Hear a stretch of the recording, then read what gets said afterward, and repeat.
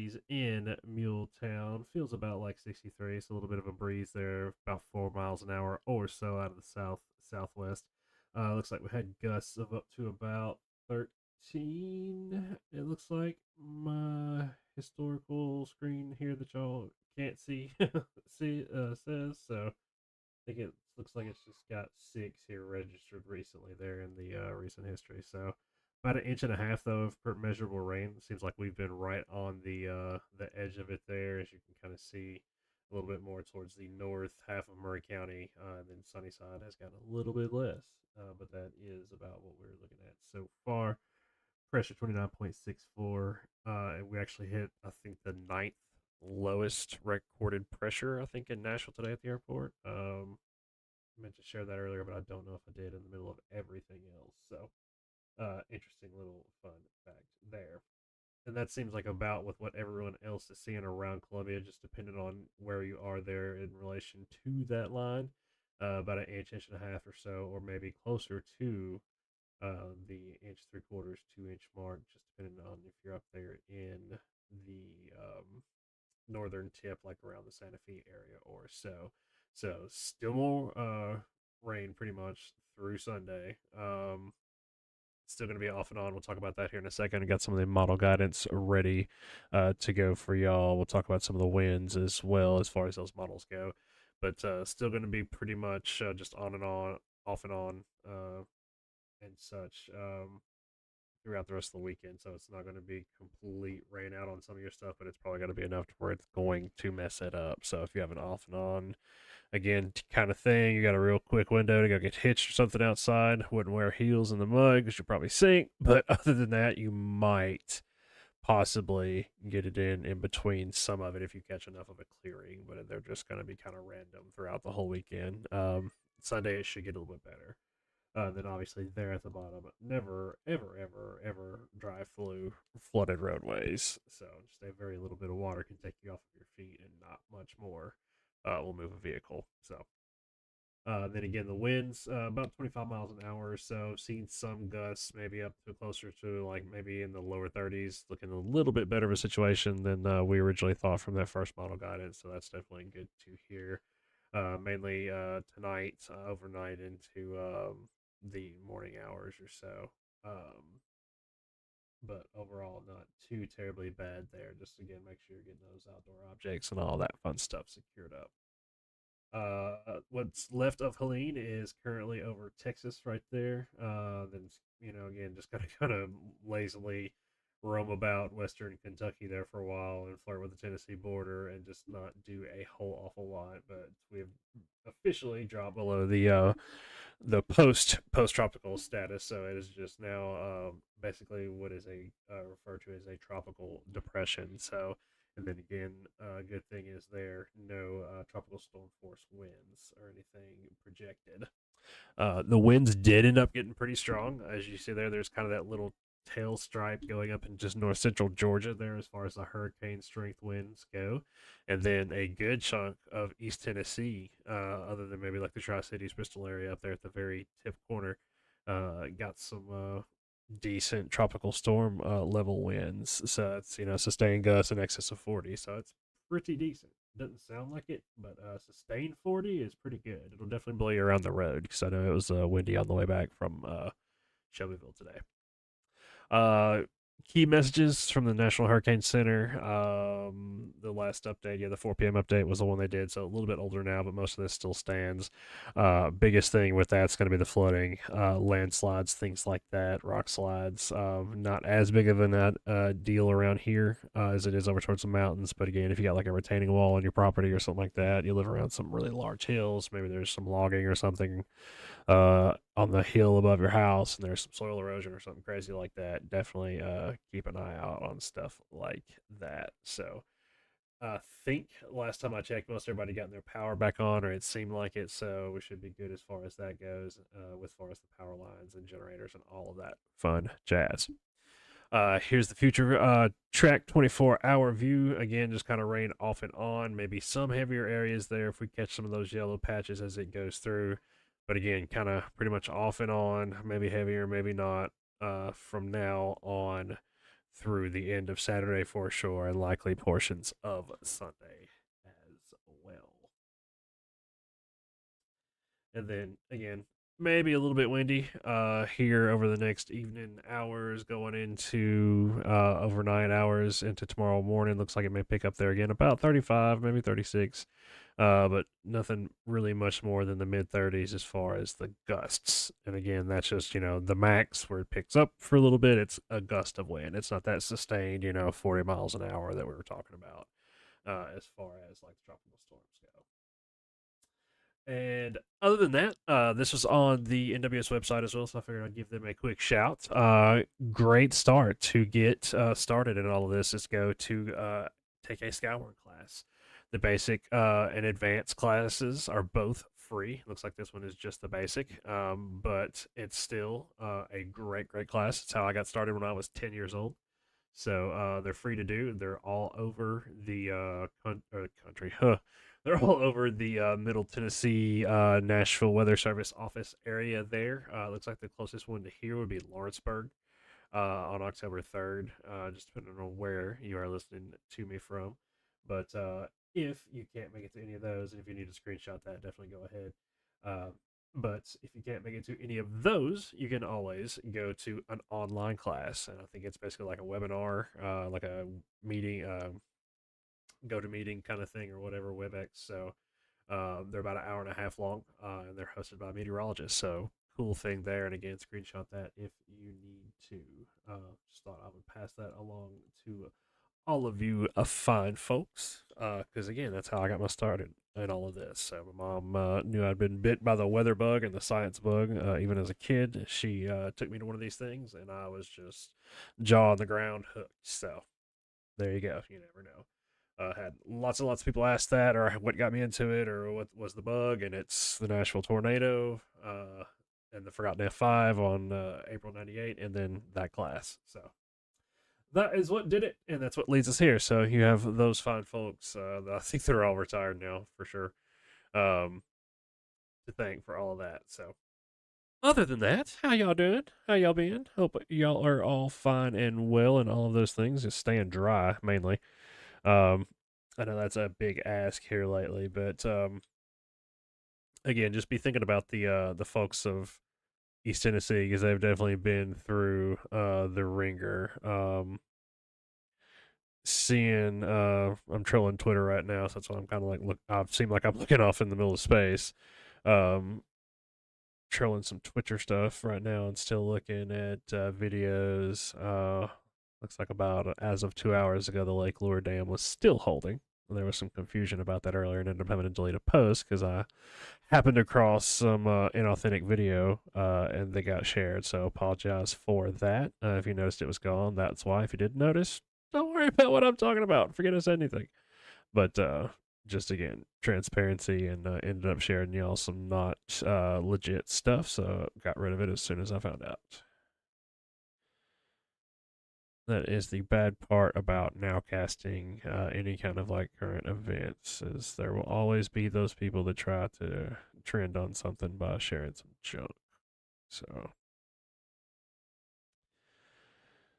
still looks like there are a lot of rivers though that are still at pretty good uh, flood stages and watermarks on some of these. So most of the major ones from earlier seem like they're going down somewhat. But again, I know we've got more rain coming. So, and let me get into while I'm over here yapping. Let's set that in motion for you all, folks. So this is the right now. This is actually the radar, not a model. So that's what's going down at the moment. Wow, just looking at some of the rainfall totals and everything. There are parts of Georgia, like especially right there around Atlanta, they got between like a foot and almost 14 inches of rain. That's nuts.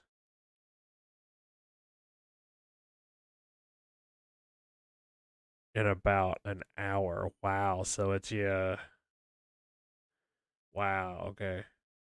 That's crazy. No, that's for the whole graph. I think the top's just wrong there. The stamp's wrong. But yeah, that's still, I mean, crazy. That's 14 inches of rain in an urban area. I mean, that's crazy. So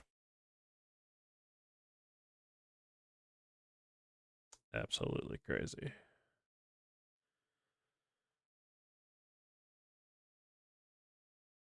So I won't keep bombarding you. I'll try to go through and find a couple of the most illustrative ones and go in and share like a thread worth of pictures and some videos and stuff on one post here in a minute of kind of like some of the stuff that we haven't seen so far.